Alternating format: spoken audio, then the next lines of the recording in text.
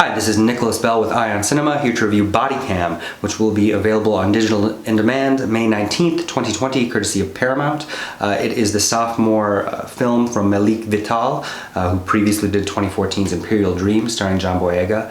His latest has quite the notable lead in Mary J. Blige, who's playing a police officer named Renee, who, in short, is visited by the spirit of a murdered child from her cohorts, the Louisiana Police Department, and that spirit is killing off all the officers involved in the cover-up of his death, and she is the one who has to bring the truth to light.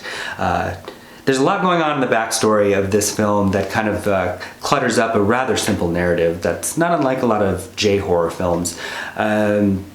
Mary J. Blige, for instance, has had a child that died. She's just come back to work after an 8-month suspension because she slapped a civilian and it was all caught on her body cam.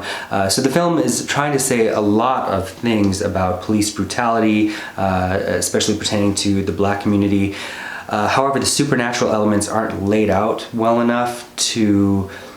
It's a film that begs a lot of questions. The boy that is murdered, for instance, why his spirit that comes back? Annika Noni Rose, if you look at the cast list, you'll deduce quite quickly that she's the mother, or that has something to do with whatever's plaguing Mary J. Blige's cohorts. It was co-written by McCarthy, who's written a lot of supernatural horror films such as The Pact and The Prodigy, and a film that I did like called At the Devil's Door in 2014. It feels very much in line with those narratives. It was shot by Pedro Luque, who of course was the cinematographer on Don't Breathe, the remake of Jacob's Ladder, and a Marco Dutra film called Silence of the Sky.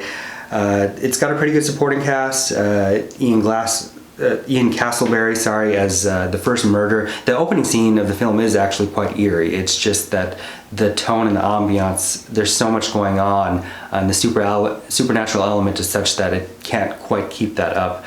So it feels a bit inert by the end. And also Nat Wolff plays Mary J. Blige's rookie cohort. It's a film that feels like if there were a lot of kind of tweaks made, this could have been saying something very strong and using genre to do it. But as it stands, it seems kind of like a misfire. Overall, I would give it 2.5 out of 5 stars. Thank you. Hey, this is Eric from IONCINEMA.com. If you want to support us, subscribe below.